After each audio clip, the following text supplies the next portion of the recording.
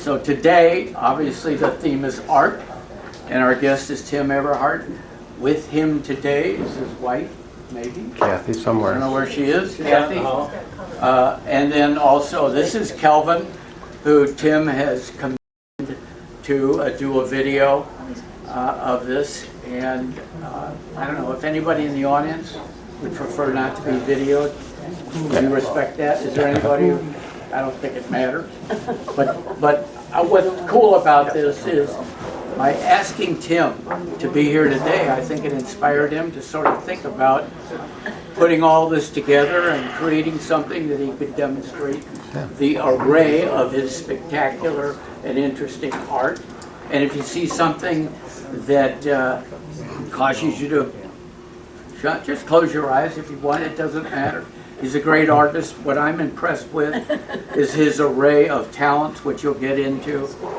And every time I hear a sermon, I find something that's apropos to something that's immediately happening.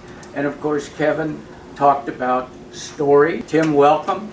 We're happy that you're with us. We appreciate it. I appreciate the invite. So he just called me out of the blue. I had some shows around town this year, and Pat Eby in the Post-Dispatch had an article in the Post, and apparently Richard saw that and said, hey, come on out and give a talk. So I've been a maker for 50 years, and I haven't really shown stuff, but I've always been arty, went to art school way back when, and have been a maker consistently over time. But I do have a cash flow that's independent of what I do. I own a lot of property, real estate, and so I really live off rent checks. And I've never had a W-2. I've always worked for myself. And I was raised around real estate, and I just stumbled into the real estate, literally stumbled, just lucky, and now I'm comfortable. And so I've been a maker all the time, but I really never had to sell, and I never had to teach. That's what most people in the art game do, is they teach if they want to make some money. I know very few people that actually live off of making stuff. I did live off making stuff, but I was making this pottery. What I made money enough to live off of. So I work on buildings, and with the buildings, when I was doing ceramics, I gave all the money I got off the buildings to somebody else to take care of them and do the work. And I would direct them, and then I made pots full time, and I was really successful. And that kind of stuff there, I used to get $1,000 for a pot like that. I can still get $700 maybe. But I do have a reputation in that world, but I switched over. Well, let's start here. So my wife Kathy is over here. So this will tell you a bit about my aesthetic and Kathy's aesthetic as well. This is just a video. In 1972, my future wife Kathy and I took a short trip to see the British Isles. We hitchhiked and were on foot for a month seeing England, Scotland, Wales, and Ireland. Everything changed, however, when we crossed over to Amsterdam. We ran into a hippie crowd that were traveling everywhere in all sorts of vans. It was so appealing, we bought a 1966 green Volkswagen Kleinbus. It was empty, and we immediately went to the flea market and outfitted the van with virtually everything we needed: bedding, kitchenware, water bottles, gas bottles, car tools, a rug, stove, cabinets. We started living together in that van, and we were off on an adventure. We drove to India and back with our directions almost randomly determined by other travelers, tourist info, and the weather. If it started snowing, we headed south. Our daily destination was to find dinner. We met great friends and families along the way, loved often, ate adventurously, frequently wrote home saying, send money to Lucerne, send money to Athens, send money to Tehran, send money to Delhi. When we closed the curtains, we could sleep anywhere. Top of a mountain in Switzerland, Constitution Square in Athens, the desert in Iraq, and in the heart of Kabul, smoking hallucinogenic hashish on New Year's Eve. We have guns pointed at us twice. I was briefly in jail. We ran out of money numerous times. But because of our naivete, we were 23 at the time, we had a great adventure. Total cost, absolutely everything included for 363 days, $4,000. That was when we were traveling on less than $10 a day. And it was easy, and we were comfortable.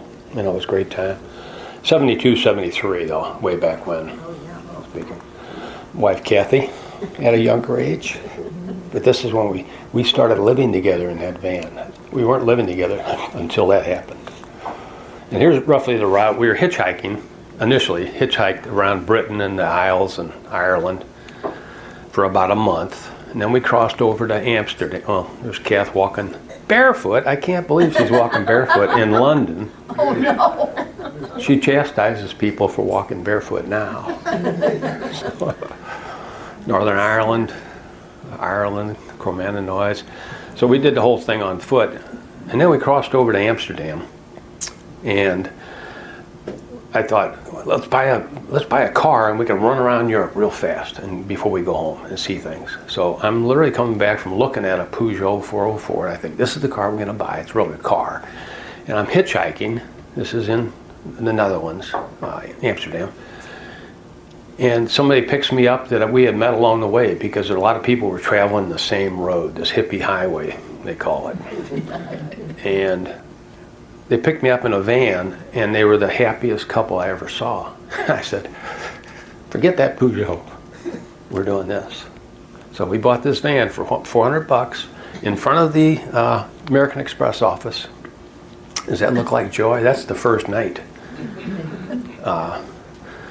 At the American Express office in Amsterdam, all the people that were heading home after doing what we were doing for a year, they had to get rid of their vehicles. So they were lined up with signs around their neck with vehicles that they had, like 10 or 15 people. So you just talk to them and say, let me see your vehicle. And we just bought a vehicle from a local, and actually it wasn't a van that was outfitted, it was empty. And we outfitted it. We went to the flea market right away. There's Kath begging for that water bottle, which was with us for a year. And there's a water bottle on the bottom left there. And that's the van when it was more or less outfitted. And we had everything. So it was an adventure. Candlelight dinners every night. Wow. We lived by candlelight reading. So we had a set up for reading, and we did a lot of reading. And you would travel, if you were traveling the same route with people of the same aesthetic, essentially, you'd cross their paths and you'd trade books because everybody was reading at night, and we're reading with a candle on our chest here. Bathing, parking out in the woods, we could do anything. We could park anywhere. Car would give us trouble now and then, but it was always a battery problem. It was never mechanical. And we could start it really easy by just giving it a little push. If we had the slightest hill, but we just happened to be at the bottom of the hill this time, we had to force the car up there. We were at the Olympics in '72 when the Israelis and the Palestinians got into it. Of course, we did all the usual European tourist sites. Athens, this is when you could crawl all over the building before anybody restricted you. Now you can't get near the building itself, the Parthenon, Athens. Traveled to the Middle East, and we were parking anywhere we wanted to park, and if we closed the curtains, we didn't have lights on, candles. Nobody would know we were in the car. But in the Middle East, we were parking, and everybody that came across us would say, hey, come to the house. Come sleep in our house if you want. Sleep in front of the house. Or at least have dinner with us. This is in Tehran. This family adopted us for like 3 or 4 days. So we were in Tehran for, I forget how long, but we were parked on a construction site, and one of the young girls going to school, stopped and talked to us, and then next thing we know, there's 3 of the family members just saying, hey, come on over. And we had meals and slept in their compound. It was a house with a wall around it.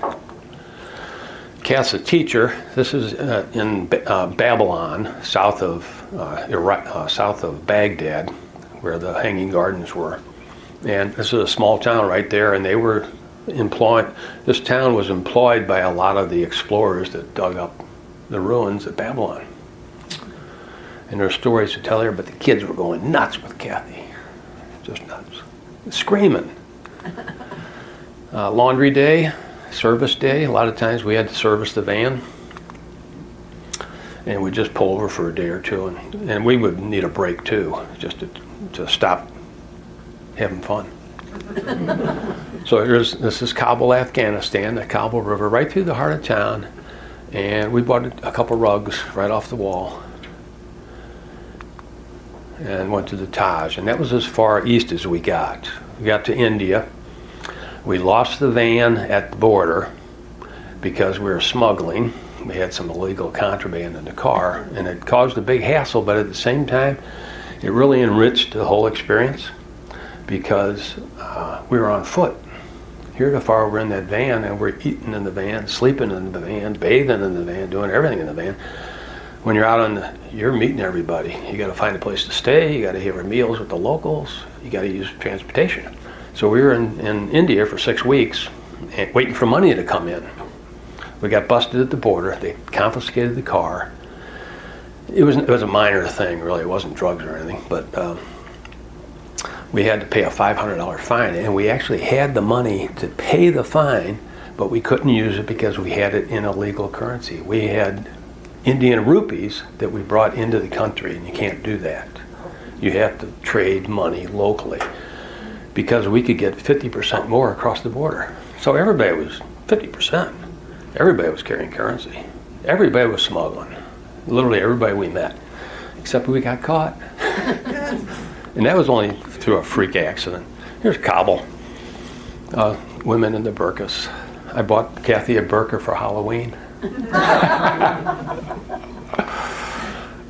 Just laundry or whatever. And then we drove all the way back from India, and we took a different route, hitting different countries and through the Balkans, and then Mont Saint Michel. Right after the trip, 72, 73, so in the summer of 73, I get involved in fast food with my brother Al. Never made any money, but it was a fast food endeavor. We were on it for like 3 years. It all crashed. I bought a motorcycle, and we moved to San Francisco for a couple of years, 3 years. Well, 2 years in the city.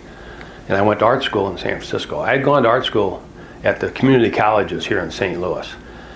And it's an incredible opportunity, the community colleges, because it's almost free and they supply everything. And I was ceramics and sculpture, and ceramics takes an incredible amount of materials, space, it generates so much dirt, kilns, ventilation, all that stuff, and it's all supplied by the school for $300 a month.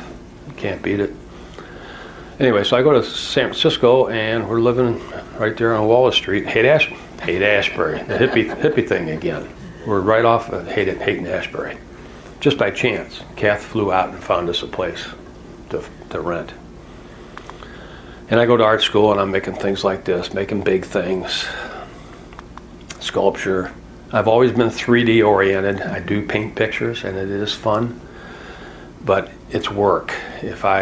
I'll tell you about that later. Drawing, printmaking, took all the usual classes. Paintings, that's a big picture. Words. So this is where we live. We moved back after San Francisco. We're back to St. Louis, and we buy this building right near Bevo Mill. It's 3 blocks from Bevo. And it's a big building, and my wife and my son, who's not here.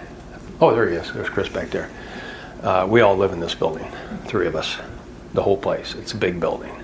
And we got a beautiful backyard, 2-car garage. There's part of the backyard. And all the time when I was starting to get arty, I was doing some stained glass lamps and stuff like that. And I was up at Forest Park taking some classes, and Emil Fry, who did all the windows in the church here, he used to have a studio on Grand Avenue, right at Chippewa.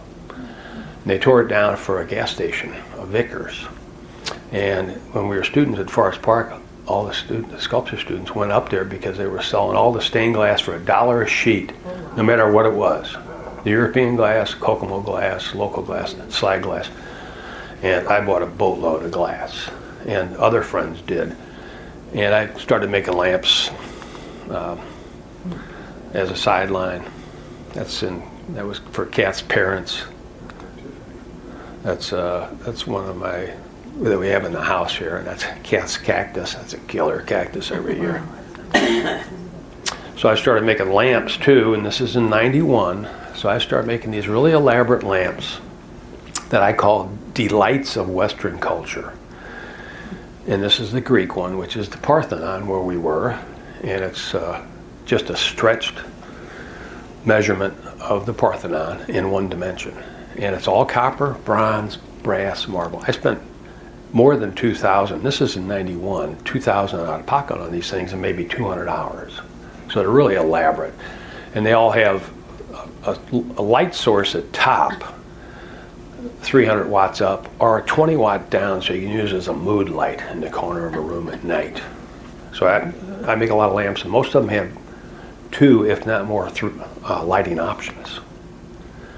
Here's my Roma lamp. This is made, this is all copper, brass and bronze, and stone. And there's 60 light bulbs in there, and these are the old style flicker bulbs, not the newer ones. The newer ones, the LED ones, really look like a fire. But there's 60 of these, and I've got these mirrors. It's aligned with mirrors. And then this is mirror stainless steel, super shiny. And at night, that's what it looks like. I mean, it looks like, it gives you enough of an impression, you know, of a flame. It's a beautiful lamp, and it's 8 foot tall. Can't put it in a room like this. I mean, you could, but it'd be close. I mean, it'd be just inches from the ceiling. You couldn't. And same with residential. Most residences can't deal with that. And these are in the studio, and very few people have ever seen this lamp. I mean, it's tucked in a corner, and it's just covered with stuff. Another lamp, Saturn lamp. This is all plumbing material. Most of it, this is just sheet, 3/8, quarter, 5/16, quarter, or whatever it is, and it graduated. And these are just plumbing reducers, 3 inch to 4 inch, 2 inch to 3 inch, 2 inch to 1, you know, Henry Plumbing. And then I found the globe, had this turned. I had a metal guy, had him turn this piece for me, precision, and then assemble it all. And it has a custom switch, and it has 3 modes of lighting when you turn it on. Just made these.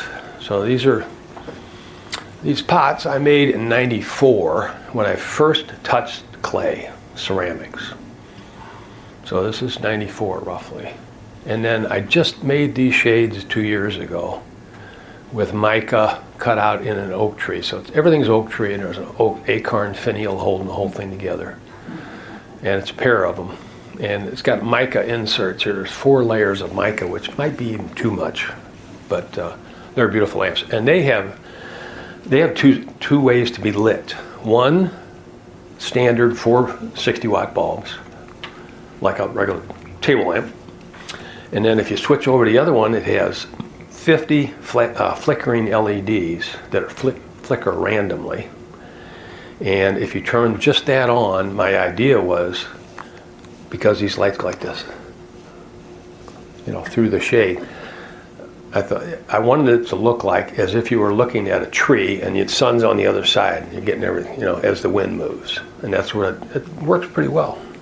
It's a beautiful mood light. Again, I like those 2 levels.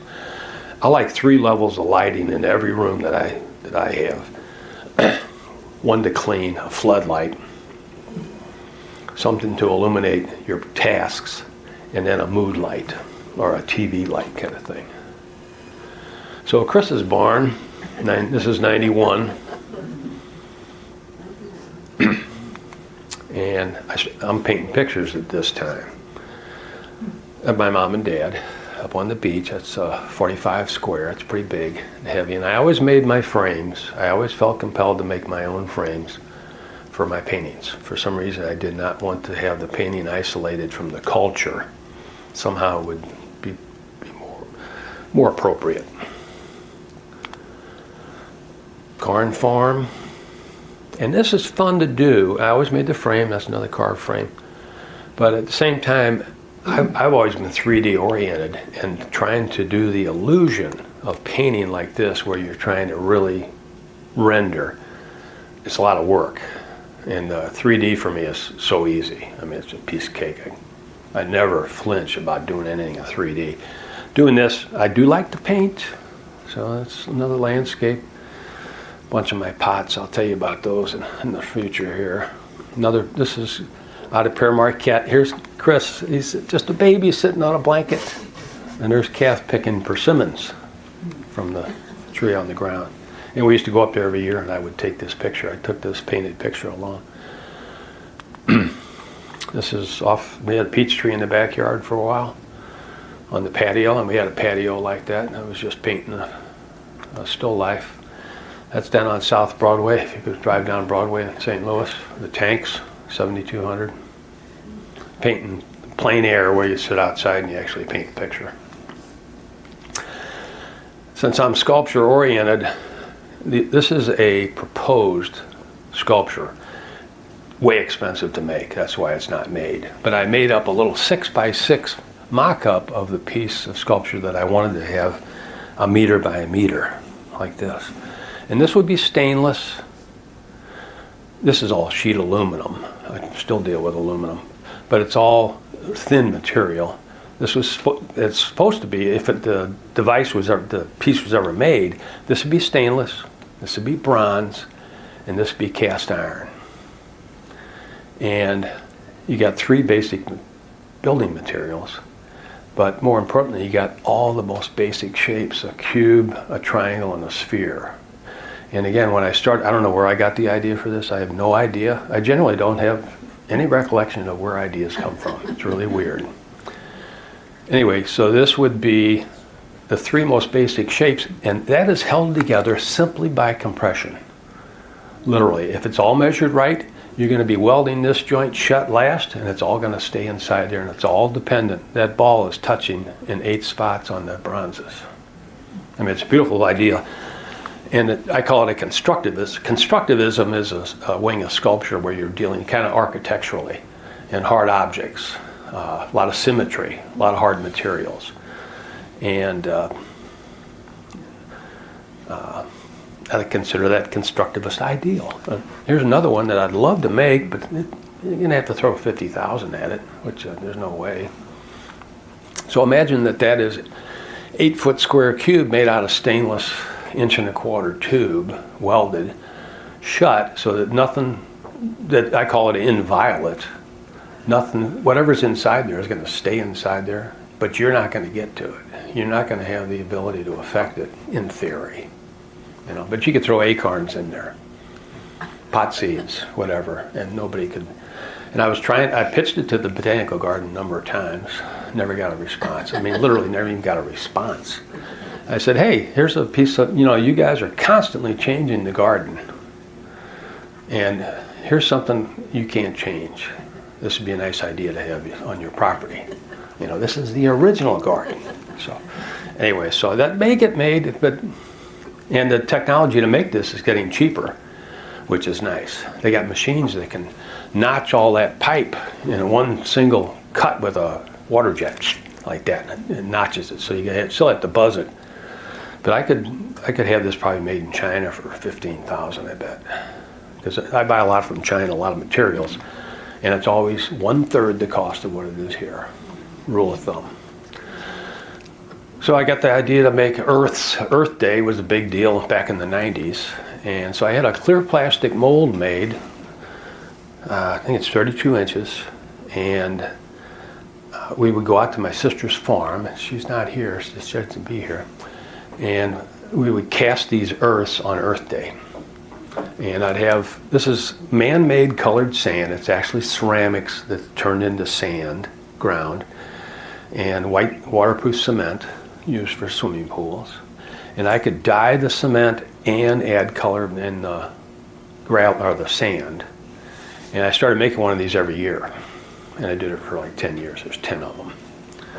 And this one is just a plain earth. That's one of the first ones. We just made it kind of look like the image that astronaut Scott took on Apollo 8.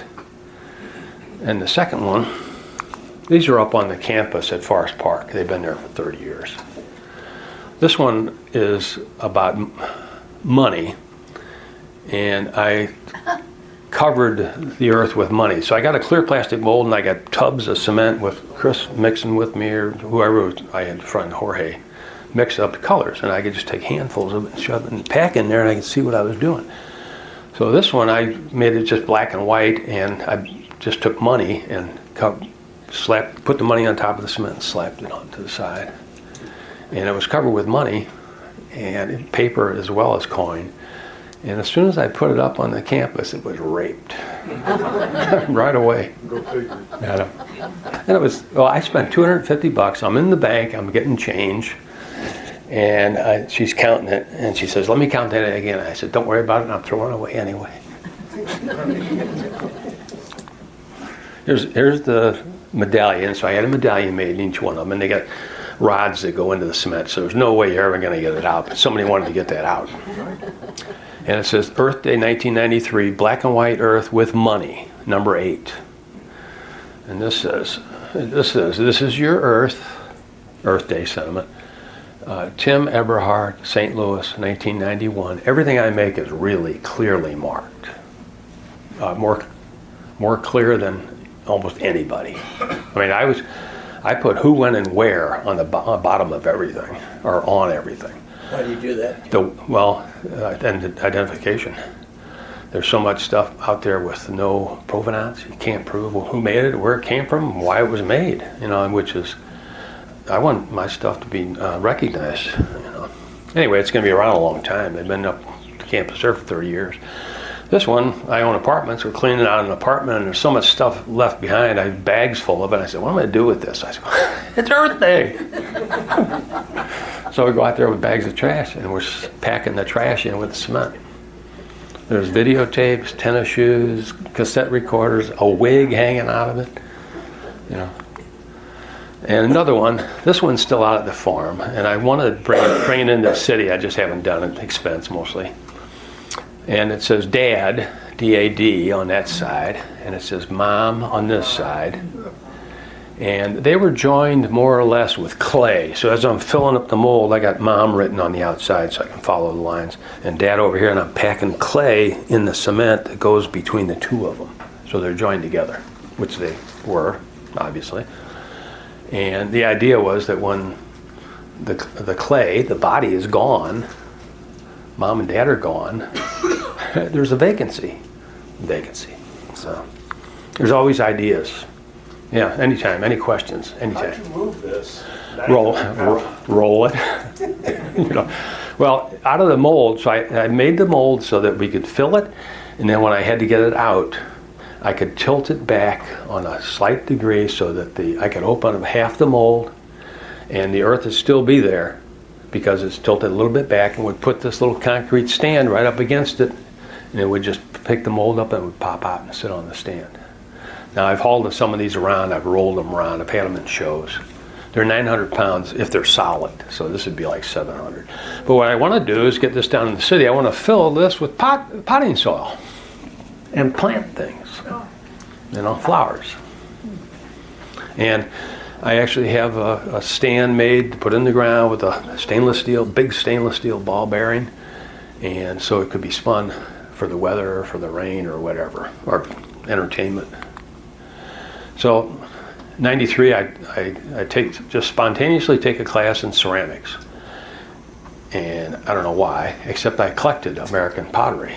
So when I came back from San Francisco, Kath and I bought a building, that big building, it was empty and we didn't have nothing, and I filled it up real quick. And since I work for myself, I would go up to the airport and head south, zigzagging through neighborhoods looking for junk stores and reselling shops. And at this time, there was no Covell's, there's no Antiques Roadshow, there's none of these antique magazines, no online reference. There was treasure everywhere. I mean, treasure, $1,000 objects. I bought a lot of them. I was a voracious collector. I would come home, my car completely filled with stuff. I came across the estate of a painter being liquidated by the church, the Jesuits.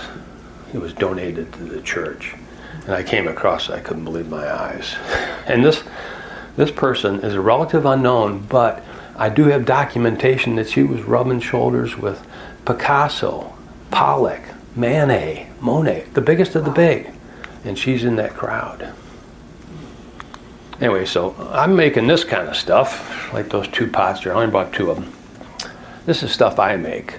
And this is the old stuff. So that's 100 years old, and it's expensive. So I start showing up and making this stuff, and I'm selling to those people, and they look at me like, oh, baby, should we buy 4 of his or one of the old ones? And the younger crowd right away is more adaptive and more interested. And they start buying. And the dealers, I only did one show a year, every year for ceramics. And it was up in Ohio, and it's a big deal for this American art pottery. It's huge. It was huge when I was there. And I start selling, and the people, the old dealers, it's all motels filled, rooms in motels. Motels would be completely filled with pottery in the rooms. And there'd be 4 motels in the same intersection. Just ceramics everywhere. Parking lots had people with their trunks open, tables set up. Anyway, so I start selling, and I take off like a rocket. I mean, the first time I showed was at Forest Park Community College in the library, just to fill the case. And the instructor, this is the second semester, so I have one semester and the next semester. And Jim, the instructor, comes and says, Tim, you got to put prices on stuff everybody's asking. I go, what? So I do, and I sell half of it. And this is like the second semester. This is unheard of. And I start rubbing shoulders with all the people that collect this stuff. I didn't realize there was that much interest, but there was. And so I start meeting those people. They turn me on to this show up in Ohio. I do that show up in Ohio for 12 years. I would open up on Friday night at 6 o'clock, and I'd have 30 people in line. And this is before 07, 08, when there was money floating around. Like, there was so much money around in 03, it was just, people had so much money they didn't know what to do with it. And I was selling pots at that time. And I would sell those for $1,000, and I'd have a dealer with 3 of them in his hand, and the dealer's gonna flip them. That's how much money there was. After that, everything took a slide. Anyway, so this is the stuff I make. It's very similar to the old stuff. It's better, actually, I think. It's in the same tradition. Gorgeous little piece. So I'm making pots for 22 years. And primarily this kind of stuff for at least a solid 15. Just pretty. That's all I was after. I was chasing beauty. That's what I wanted. So this is one of the last loads that I fired up. These are big, and they're beautiful pots. There's something different. Landscape, this is what I'm really known for. I do have a reputation in ceramics. People still crave my stuff and buy it. It's good stuff, always sells. Never a problem. The mediocre stuff, but I'm not selling it. It just goes up on eBay, and I get an alert saying, hey, there's a pot on eBay. Check it out, And I have bought back 60 of my own pots and sold them for more. Wow. I had a collector in town, a man that was very moneyed, really sweet guy, lived in the St. Regis across from the Chase. I met him in an antique store, and the antique store owner says, Tim, you got to meet this guy. And he comes in, we're like that right away, and he show and tell. I go over to his house, and he's loaded. He's got so much money. He's got the best of the best everywhere, thousands of pieces. No exaggeration, thousands of pots that are worth thousands of dollars. So he has a collection of rookwood, and in 1992 there was a auction of rookwood pottery. Rookwood is the best American art pottery, and it started at 1877, 1880, 1880, around 80, and it folds in 1957. But way back when, they were making incredible stuff, and they had these artists coming in from around the world making stuff for them, designing stuff for them. And there was one Japanese guy, Shuri Yamadami. Everybody's nuts for his stuff, and he made stuff for that company for 50 years. Anyway, that's mine. Just beauty. That's all I'm chasing. Nature. And I would make maybe 10 of these or 12 of these, and then that'd be it. And most of the stuff I make, I generally would say I make 6 of them. So if you see one here, I got 5 more. Or I sold a lot of. So a lot of the pottery is gone, except I got the best 100 pieces that I made. I always kept the best. I'd open the kiln. If it was the best, it went aside. And I started doing that. And then I said, well, maybe I'll keep the 2 best. And I pull one aside. And then I started keeping the 3 best, and just pull them aside. Don't let anybody see them. And never denigrate your work.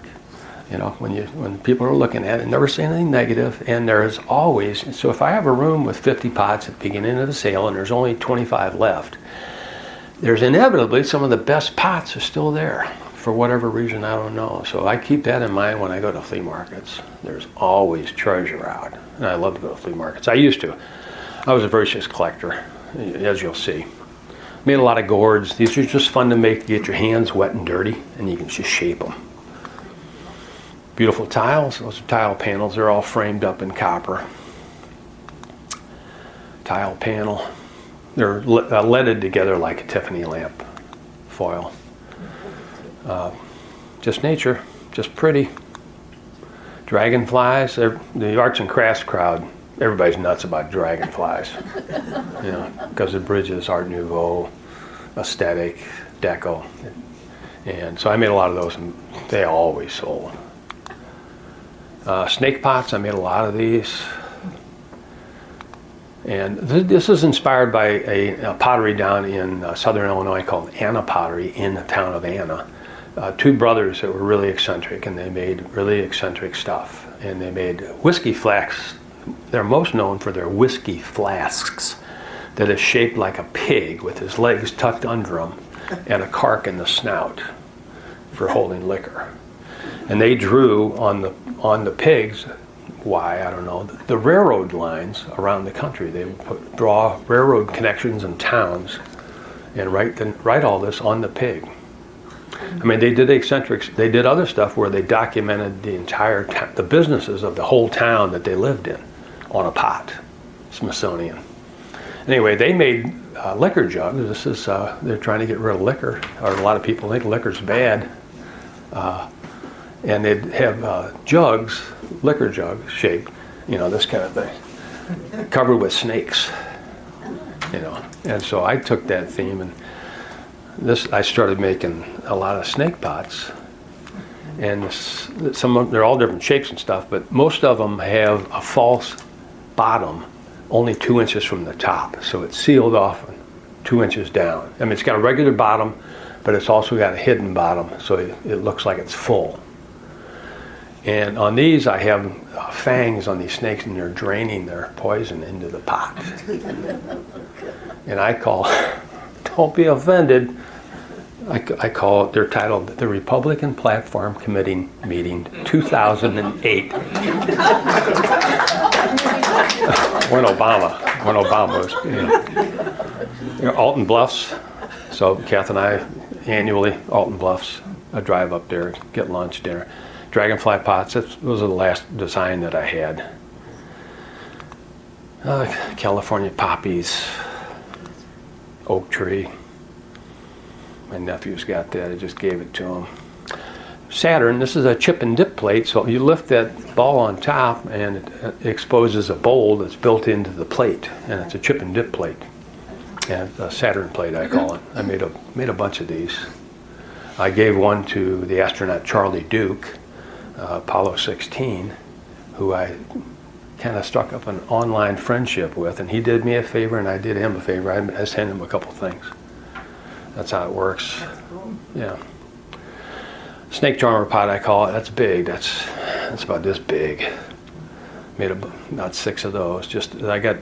I found that glaze combination. I said, boy, that can work.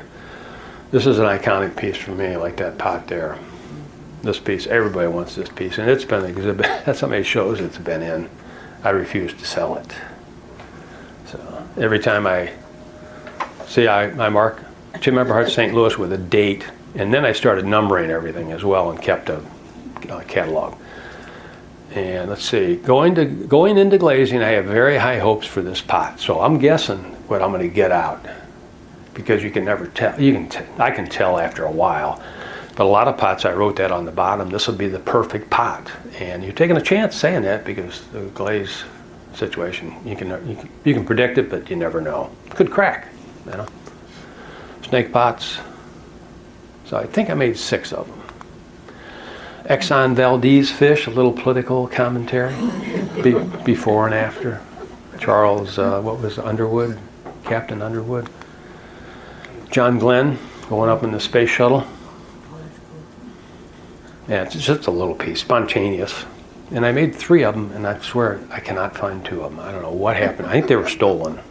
So at the show that I would do, I'd set up in the motel room. I'd pay the manager to get all the excess furniture out and get rid of it. And I'd set up the room real clean. I had flood lights off the ceiling, so it was real even lighting.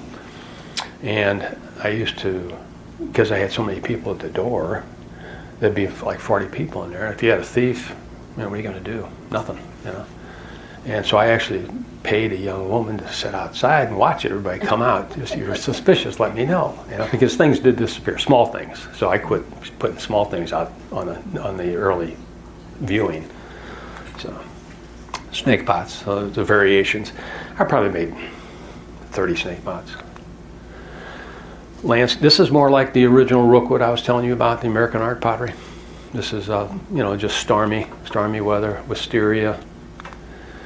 There's a nighttime wisteria. That's a gorgeous piece. It's big, drippy, fired multiple times. I made a clock, an advertising clock, to sell my pots. So you can buy 12 pots for one price and put it on the wall. So this is a show I had in the Zanesville Museum up in Ohio. Zanesville is where the show was that I did. That's Pottery Central for the United States is Zanesville, Ohio. 200 potteries in and around the town. 200 over time. And these are the biggest of the big. They supplied railroad cars kind of stuff. Tiles, all your tiles. Any house that's before 1920 has Ohio tile. Ohio was the ground zero. So these are a variety of stuff I had up in this museum. So when I'm sitting in the hotel selling stuff, I got clay with me and I'm making portraits of people that buy my pots. So this is Len and Terry, and they were major buyers. And Russell over on the left there. And I would have a computer there, and I could take a picture of them, put it on the computer, and look at the computer while I'm making these things. And I'd make them that year, and these people would know that I was making a portrait of them. And they would be back next year for sure, because I'm going to give it to them. I just gave them to them. And there were people I loved, you know. Here's Art Tawada. He was an artist in Alton, Illinois. He passed away recently, and I made a little memorial plate for him. It says, Arthur Tawada, potter, painter, Alton, Illinois. And he was there. He was in town for 50 years. This is his girlfriend, Kate, and she did tours of Italy, personal tours. You want a tour of Italy? I'll put you in touch with Kate. You want to have some fun and some personal attention and decide where you want to go? She'll set it all up for you.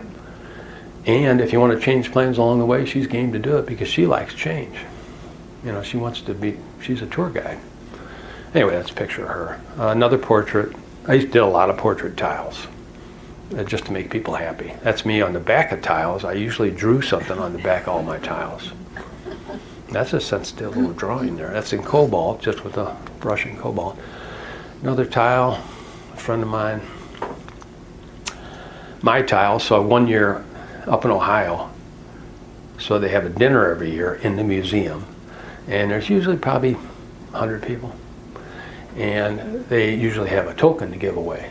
So in 04 or 05, I was asked to make something for the dinner that you could give away, and I make 200 tiles that say Zanesville Pottery Lovers and with the year and in relief, and they're all glazed.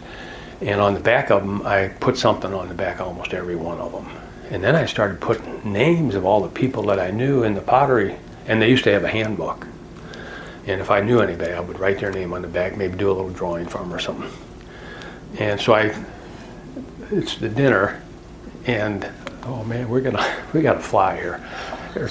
Anyway, it was great fun. Here's a trash can, heating that plastic trash can up with torches, pumping air into it, trying to distort the shape of the trash can. It always burst. And I said, well, that's good enough for me.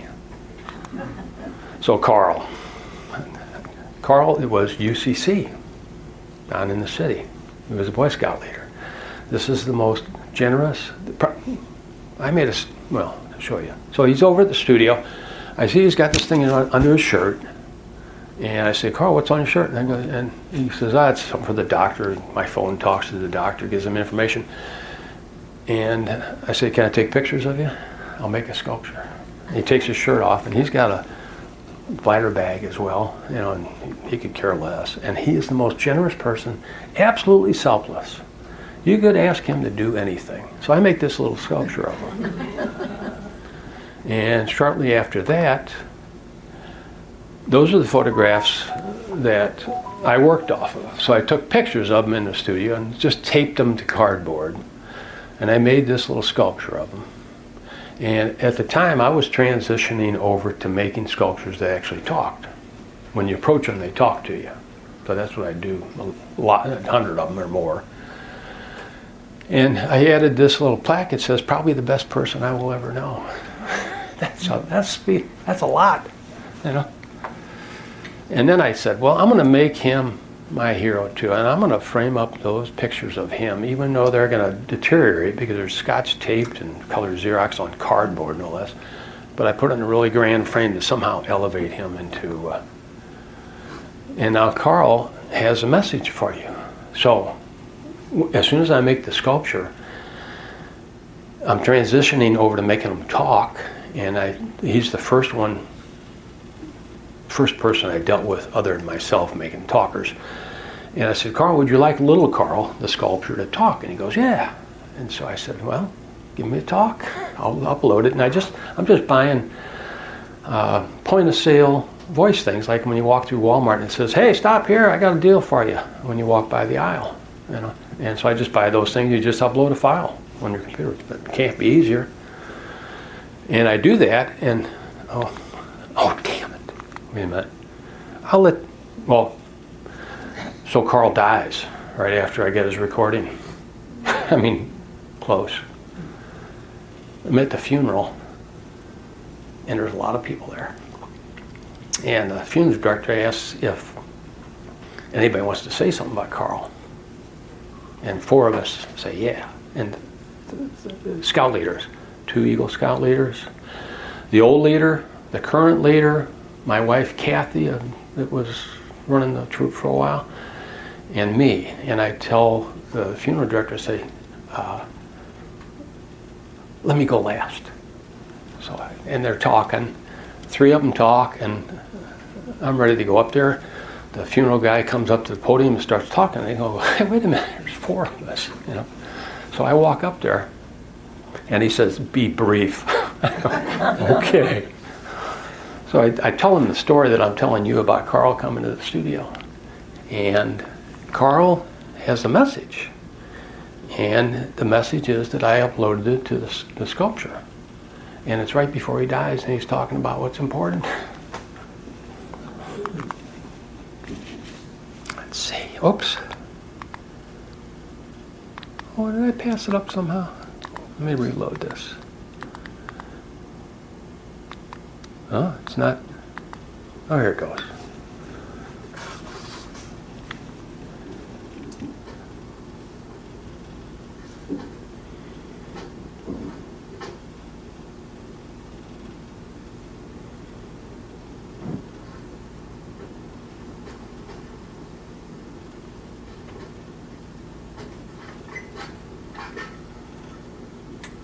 When I was young, I thought health and vigor would last forever.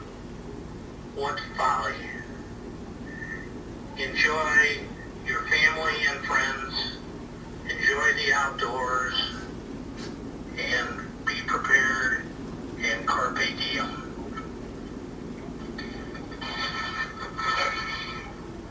I don't know if that's right. Sorry. So he dies, we're at the funeral, I'm talking, and I say, hey, you're in an unusual position here. I can tell you exactly what advice he would give you if he could tell you how to live right now. And I got the recorder in my pocket. I pull it, play. So everybody gets to hear Carl, even though he's laying there right there in the casket. It was a beautiful moment, you know. Oh, so clay, again, this is all clay, and this is about the history of ceramics. And ceramics are one thing that survive all the civilizations, you know. And so I put them all in. I call it. A lot of people think ceramics is a lowly art. I don't know. Whoops! What did I do? So there's always a controversy about, there's a discussion about art versus craft. And a lot of people look at ceramics as craft, which it is to some degree. And that's one of the reasons why I quit doing it. I'll tell you why in a minute. Facing the sun, that was the idea, spring.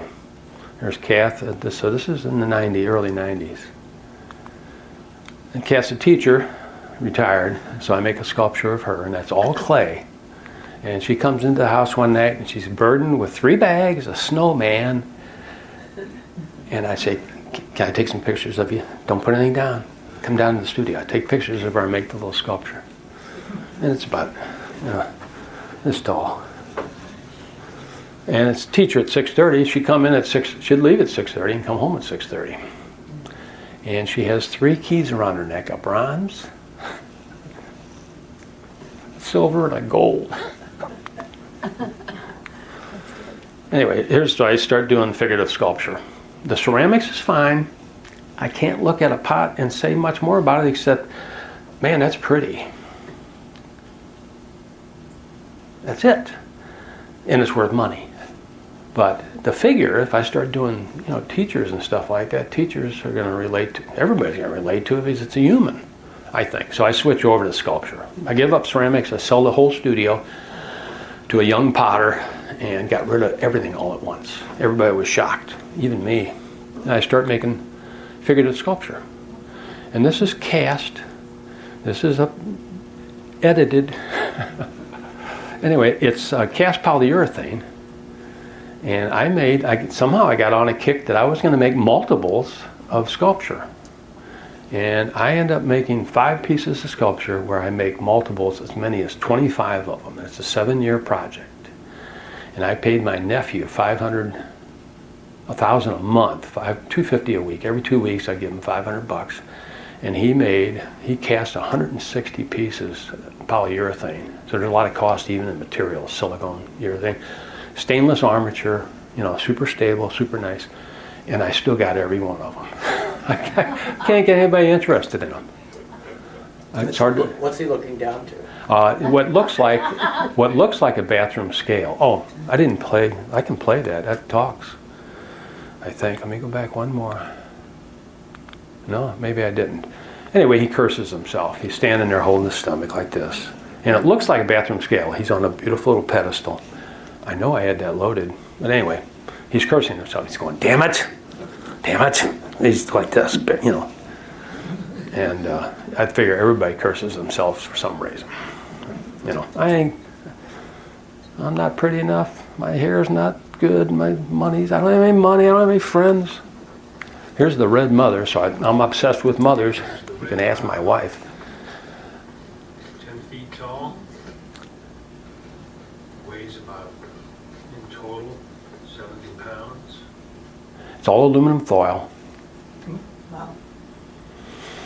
10 feet tall. Aluminum. And the idea is mother's emaciated because of the heart that she carries.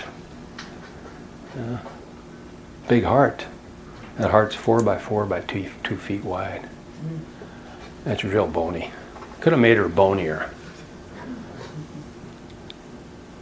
But everybody owes their mom.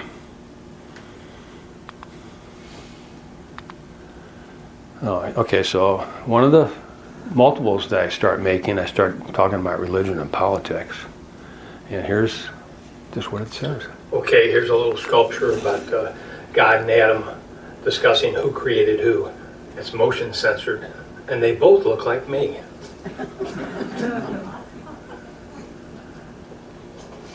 Hey, God, what can be asserted without evidence can be dismissed without evidence. Where it comes from. I can lead a good and exemplary life regardless of your existence. Should I dismiss the scientific method? Concepts of God are not testable and cannot be proven or refuted. If your existence can't be proven, That's Adam. create an equal choice. Here's God. I call this as randomness, which bred to believe in math and science. I created math and science. Does salvation come from you or from man's free will? Anyway. You get in trouble for copying that? Oh, Michelangelo? Yeah, he didn't say anything, so I figured something. Okay, here's a little So there's another one of them, and this is a talker. I think I got a recording here. Yeah, I'm sure I do. No, I don't. Maybe I don't. Yes, I do. So I climb ladders pretty often, more often than I should. And so I said, I'm going to make a sculpture about that. When's the last time? When is the last time? When's the last time I'll be able to climb a ladder? That I'll want to climb a ladder? That I'll have to climb a ladder? When's that last time? When's the last time I will walk on grass? Yikes. So we're over at Pere Marquette. There's two older women walking to their car, and they're on asphalt here, and there's a little bit of grass between their car, but they got to go way over here. And the one gal says, well, let's go walk to the car. And the other gal says, I can't walk on grass anymore. I thought, oh, damn, it's going to happen to everybody. So this is a show I had. That's the sculpture there. It shows you. It's 11 foot. It's a scale ladder, a 32-foot ladder. So here's religion and politics again. So I made 26 of these things. And it's all cast polyurethane with a stainless armature for the arms and everything. And it talks. This is a message for everybody.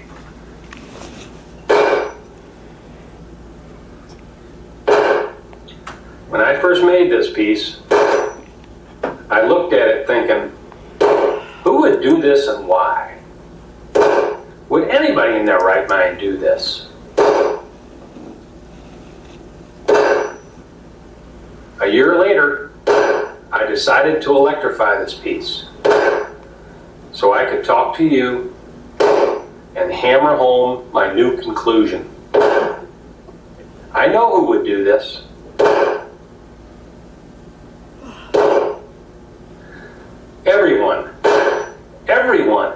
Everyone does this. It is human nature to nail yourself to your ideals and beliefs. Skinheads, yep. Right-wingers, yep.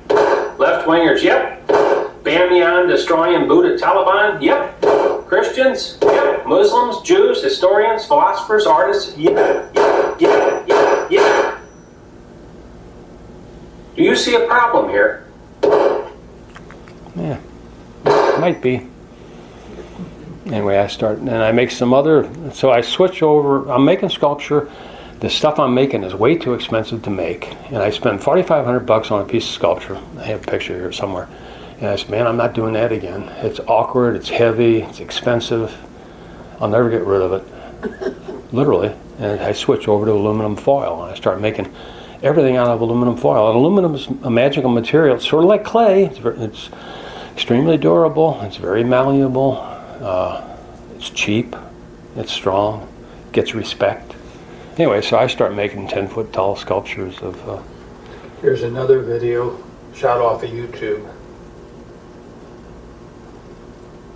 30 seconds of a new sculpture. 30 seconds of a new sculpture.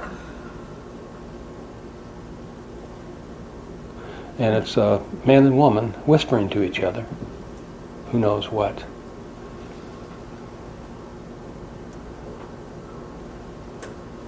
And they're held up by a baby.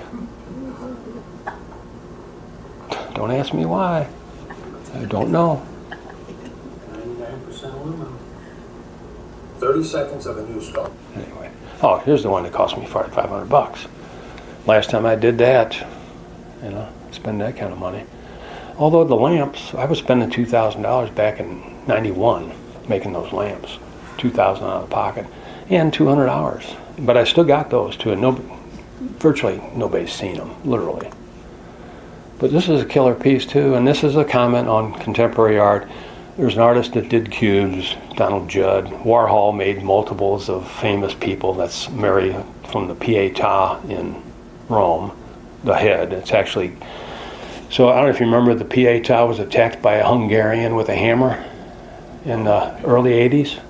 He's in the Vatican, and the Pietà is right there. You could walk up and touch it. Not anymore. And he takes a hammer to it, and who's standing there but Bob Casserly of the City Museum? He tackles the guy. He's on his honeymoon. A bit of St. Louis trivia. Anyway, the Museum of Modern Art, it was repaired, and they made a mold of the whole thing. And they were selling the heads of Mary, and there's 8 heads in there, and so I was doing kind of an Andy Warhol thing. Here's 3 studios. I got 3 spaces, and this is a 1 minute. This is fast. It'll make you dizzy. There's an old video tour of the studios a few years ago. A tour of 1 minute, sculptures. 3 studios. Damn. I got nothing to say about this piece. The mother of all vases. The fat man, he stands there going, damn, damn, damn. This guy wonders when's the last time he's going to do this. Dan, this is Dan. He gives birth to all those figures. They come alive, one after another. And another, his children, Studio 1310, 1 piece under production for a year, God and Adam piece. Components laying about everywhere. They're almost close to fruition. Still pieces laying about. Chris, he's the architect, putting it all together. That's the piece where God and Adam are talking. They say, who made you God? I got a dozen of those.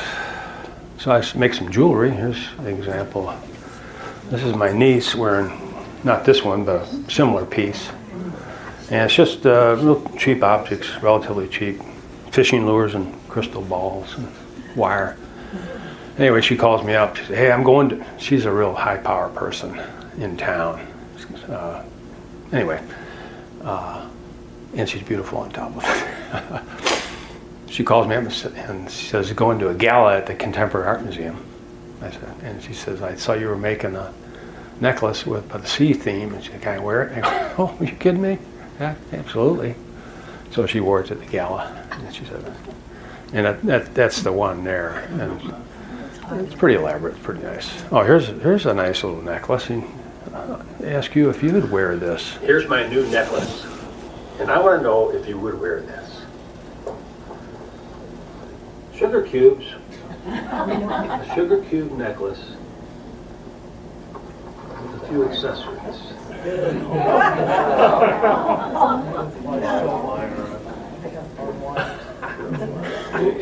So when you walk, you know, Far out. pearls, that necklace is being worn right there. Can I show it off? Yes, absolutely. Yeah. So at the beach, I'm making things for the from beach, a residue, and Lois meets me online somehow. She sends me her shell collection from Florida for like 20 years, and it's this big box full of shells, and I start using them. Yeah. And this is that's a real lobster claw and a big pearl. This is the mothers. So mothers are a concern of mine because everybody's got one. So here's the prettiest of them. And you see this at night, it's killer. Lit from the inside, and it's transparent plastic, emerald green.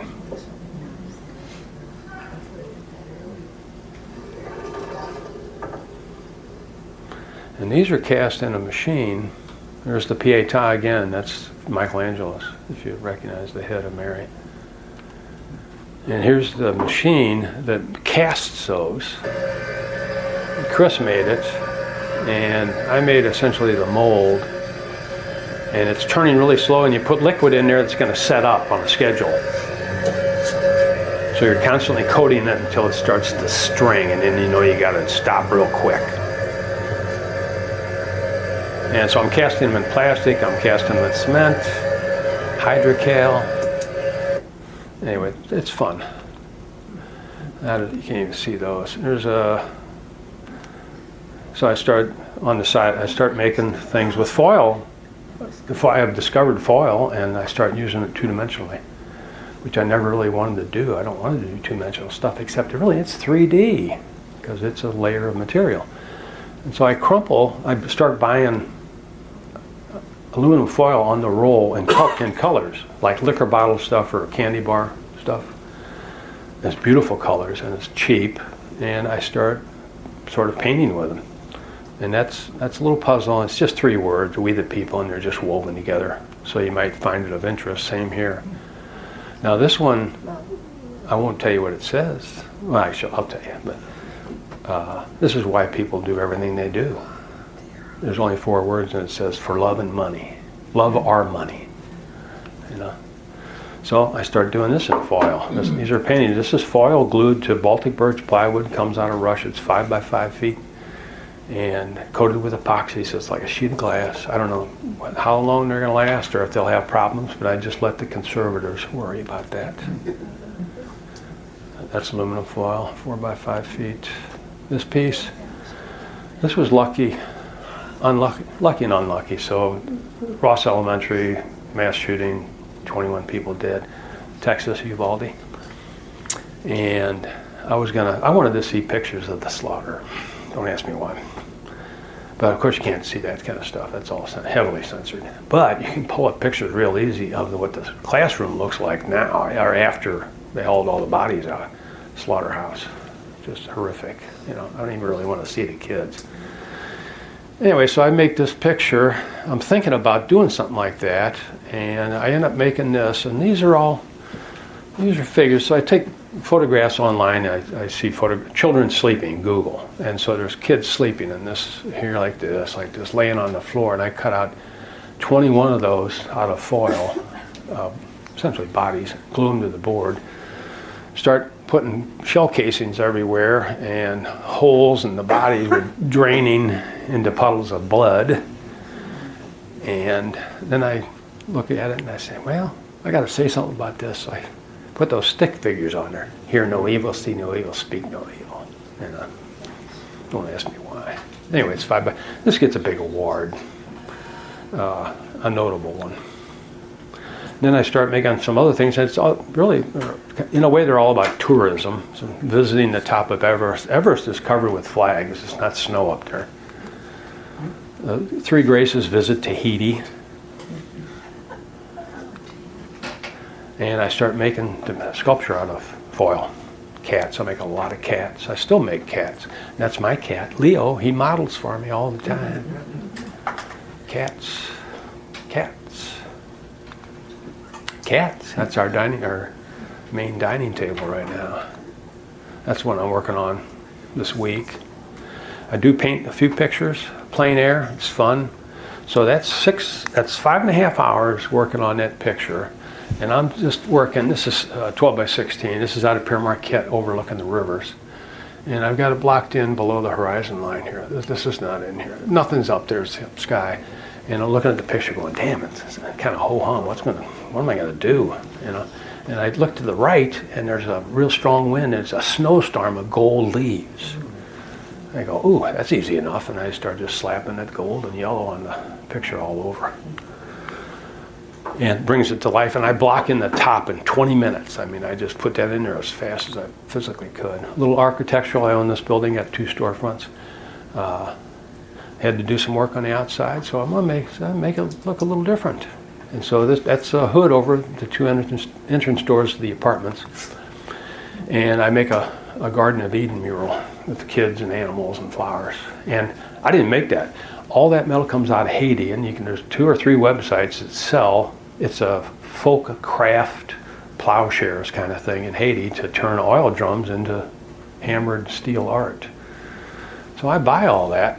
You know, this whole thing here is like $15. Birds are $8, I think. Kids was 1 panel. I cut it up. The tree is $100. And I just buy all that stuff and compose a picture for the building and stick it on there. Here's my collection. So a lot of American tiles. Those are American ceramic tiles out of Ohio, as I was telling you, Zanesville. And just beautiful things. And I stumbled across them for a guy sold me 4 milk cartons full of tiles for $100. I mean, super cheap. I mean, some of the tiles themselves are worth $300 or $400. This one in particular, that's Buffalo Bill Cody. And American Encaustic did 4 portraits of him through his life as the American people knew him. And this was the second one where he's a dapper young man. This is made up in Zanesville. So we didn't have any. We had a lot of wall space when we moved in this building. We got nothing for the walls, and that didn't take long. Problem to solve. And so I was cruising the stores, and I know about art. I was a history major in undergrad. and then I was an art major. So I always thought historically, and I could recognize art a mile away, whether it was important or not. And so I'm cruising those stores buying everything I see that's made in the name of art. I mean, everything. I was buying textiles and ceramics and glass and paintings, prints, sculptures, anything made in the name of art I bought. Collect Japanese prints. That's a primary collection of mine from the early days in San Francisco are Japanese prints, and I got a lot of them, and I got a lot of good ones. I paid the price for them a lot of times, up to $1,000. That's the most I ever spent, but most of them were 100, you know, and they're all worth at least 400 now, if not 4,000. Paintings, I bought American Paintings. That's Brown County. It's Blackner is his name. And I've spent, when I was flush, when I had money, when I was making all this stuff, I had some money. And I was buying one nice painting a year for like 6 years, where I'd spend 3,000 or 4,000. You know, examples. Whether I can get the money out of them, I question it. Oriental rugs, I've always had a passion for Oriental rugs. I mean, always. I used to go to the St. Louis, the printing place where they did the Southside Journal, if you remember the journals. Southside Journals was a local newspaper, and they had all the advertisements before the internet for yard sales. On Tuesday night, I would get there when they were handing out the first copies of the paper. Run to my car, find the addresses, go visit, looking for rugs before anybody would do it on Wednesday morning. I got real lucky. I mean, one place I'm in there, and an Iranian rug dealer comes in, and he's cursing me for getting there before him. I go, hey, what can I say? Anyway, that was $50. That's a handmade. That's a 11 by 14. That's a killer rug. It shines. It's got beautiful wool. I collect a lot of Buddhas. I like Buddha. If I had to say religion, I was raised Catholic, grade school, high school, college, up until that trip, and that trip changed the world for me because I saw it. You know? And Buddhists, doorknobs. I got 1,000 doorknobs. Hawaiian shirts, right there. Well, I bought for Chris's graduation. I bought a $120 silk Tommy Bahama shirt on spur of the moment. He was getting fitted for a suit. I'm walking around, and I said, I'll never pay that. Well, maybe I will. And I tried to pocket off it right away. And I go, I wonder if I can replace that. I look on eBay. I can get 6 of them for 120. So I go nuts. Neon, I had a great collection of neon. I just sold most of it out in Las Vegas, no less. Art Deco clocks in the middle there. Pictures out of Ohio. Life sculptures from Japan. All kinds of stuff. American ceramics, that's out of Ohio, Zanesville. Giant Ped and Jardinier. This is an example of getting there on Tuesday night. I got the paper, and this was $50.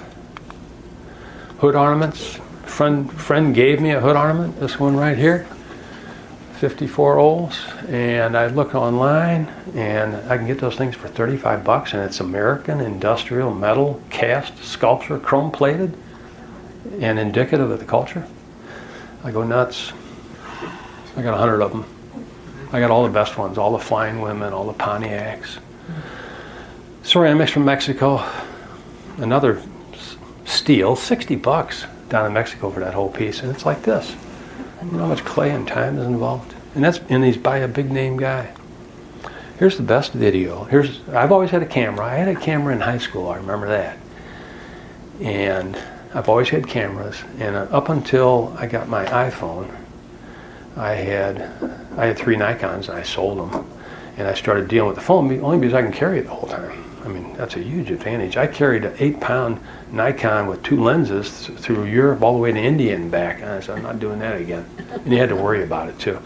So I take this, we're up at the beach, and I'm taking videos, and there's 2 things about videos. One, you can create a video, or you can record a video. These are just recordings of things I see.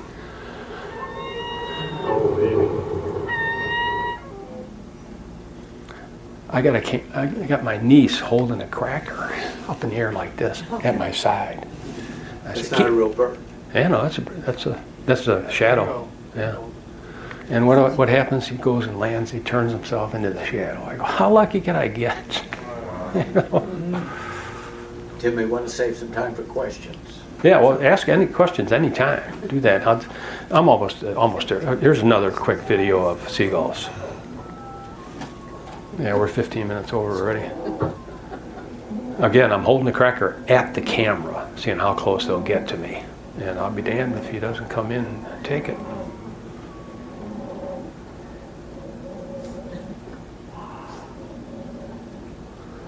Closer and closer and closer. Strike!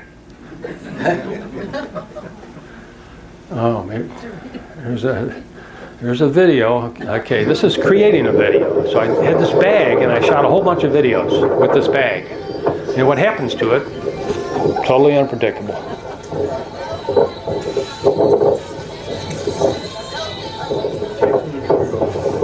Doritos, and I puffed it up so the wind would catch it, you know.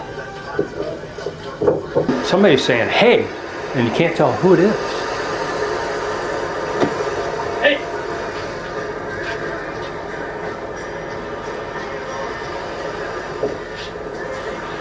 Hey!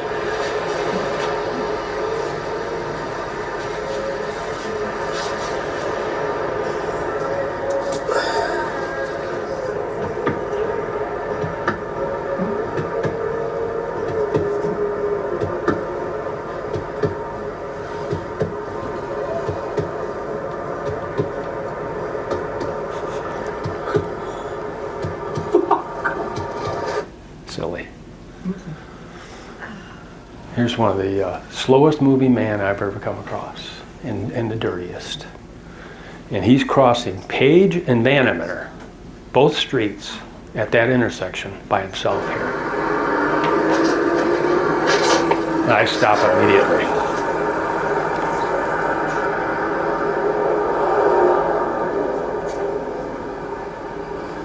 I want to make a moving statue of him. Automaton.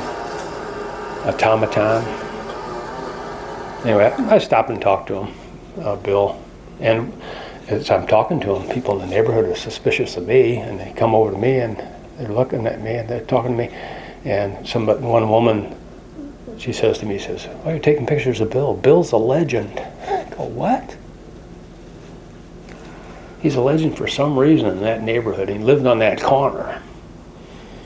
Anyway, here's, so I write a lot of poetry. Tankas are a 5-line format, Japanese, 31 syllables. And it goes 5 syllables, 7, 5, 7, 7. A tanka for the eclipse. Look at the eclipse. Consider the scale of your thinking. Focus on your thoughts. Think cosmically for a change. There is more to consider. I did a lot of them for the eclipse. That picture right here. So I did a lot of Photoshop where I made myself God. It's that same image. I think artists are gods because they create. It's that simple. It's pretty simple.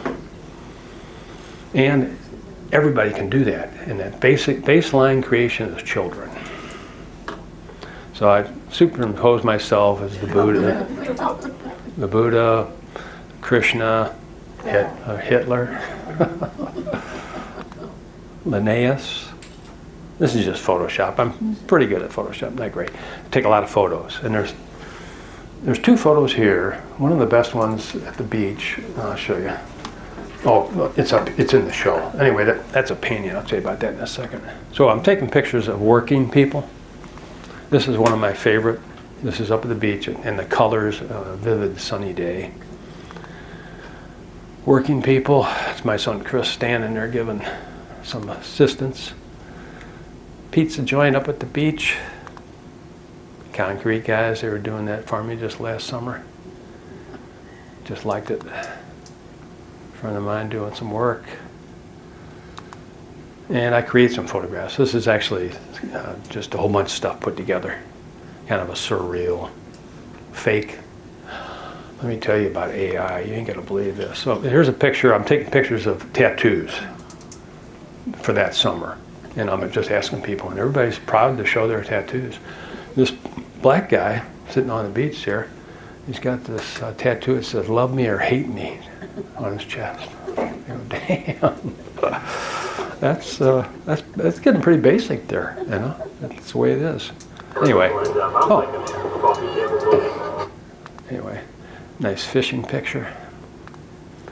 This is a parking lot. That's salt on asphalt, the background, and there were lights, and they kind of glowed. I thought it looked kind of jeweled, like constellation.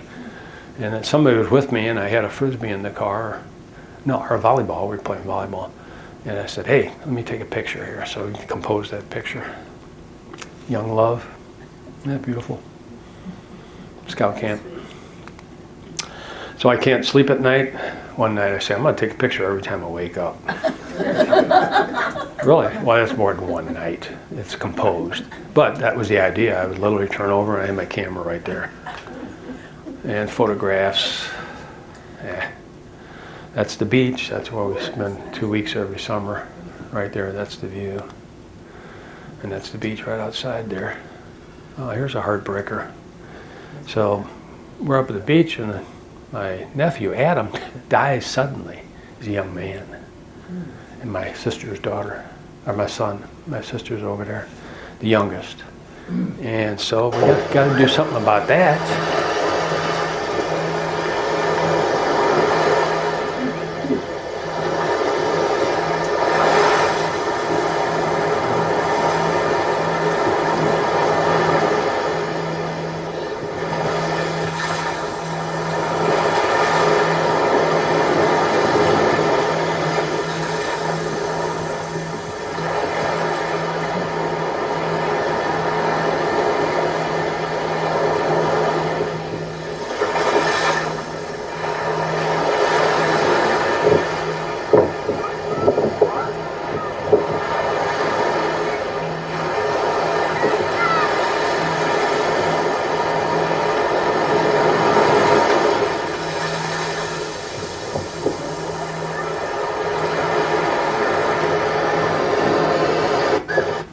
Anyway, pictures of kids. Take a lot of photos. So the St. Louis Public Library will print 16 by 20 photographs for $1. Now I'm sure the county will do it too. So as soon as I hear about that, I scour all my photo libraries and pull 300 or 400 pictures together and print them up, 16 by 20s for $1. And they would print life size, as you'll see in a minute. That's the same girl. That's Josie. I take pictures of her all the time, whenever I can. Bill Chrisman, nice portrait. My nephew, Danny. Me, that's a t-shirt, believe it or not, a printed t-shirt. It's a beautiful shirt. China, directly from China. My favorite kid photograph, Malia. Take pictures off the TV.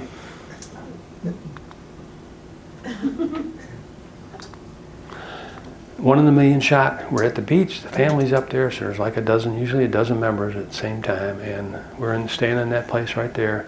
Not all of us, but Kath and I. And we're having the family's all over for something, and my nephew's out in the street skateboarding, and I say, "Everybody outside for a picture."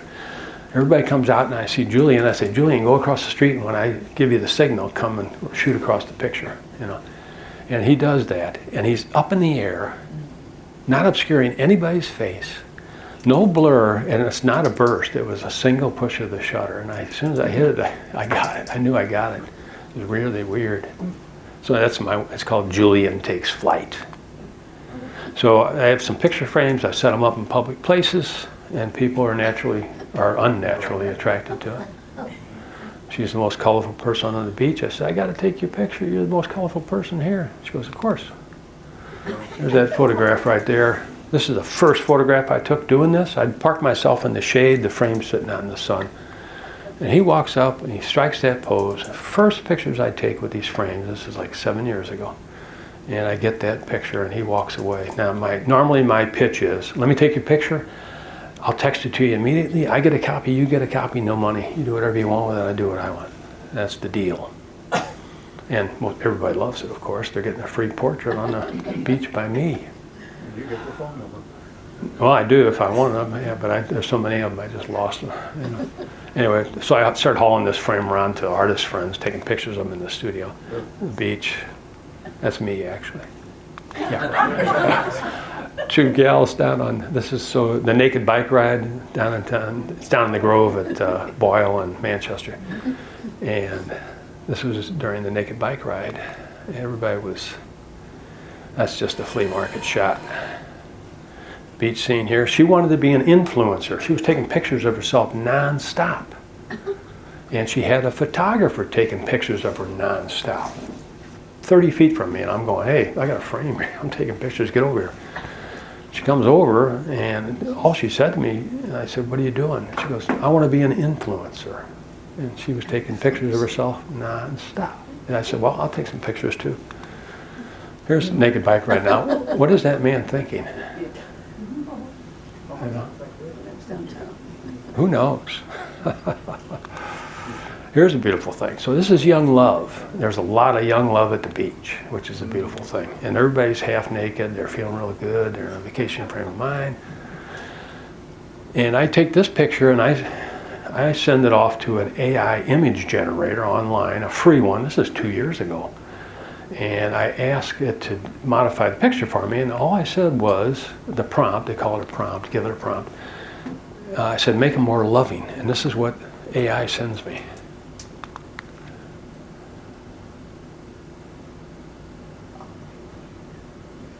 Free, online. Anyway, so AI, watch out. Here's this little picture. This will show you what the foil pictures look like. You know. Okay, on to the important stuff. So that across at the top is 9 pounds of lead, and it's right there. And so I'm not a believer. Okay, I'm not. I'll say beyond atheism, more to agnosticism. But I believe that we're all atheists to some degree, because you probably don't believe in 2,999 gods that have existed, and I don't believe in 3,000 of them. You know, just one more. And when you travel, that dawns on you, I think. Anyway, and this, I'd love to know what people think about this one. I just made this a couple weeks ago. So I find this real heavy chain in a steel yard, and I cut it and turn it into a necklace that goes over your head, and I put this tiny little gold cross on there. And I don't know why I did it. I don't know what it means. And when I show it to people, they have the same reaction. What does that mean? It's kind of stymieing, but I like the look of it. My occupation is to make things that look interesting for one reason or another. This is what I make now. Figures. This is backyard last November. It's life size. That's me measured, all my joints. That's me painted, measured. And I write a lot of poetry, and here's an interesting poem. This is 4 pages long. And they all begin with in. And it's all applicable. Anyway, that's it.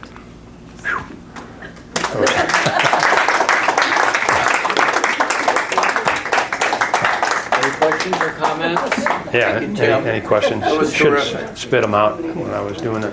When you're doing that mold work, do you make a master and then make the mold and then? I make the original. I handed it off to Danny. Danny would make a silicone mold of the original, and we would cast out of that, and we put armatures in there. And he would cast it. He was using a 2-part polyurethane, and it sets up in 7 minutes. So it's pretty quick. You get it in there. It's pretty elaborate to get the air out and the fluid in. And he takes it out, he chases it, he cuts off any parting lines and stuff like that, hands it back to me. I paint it, I do the electronics, do the ladders. Chris did all the ladders, actually.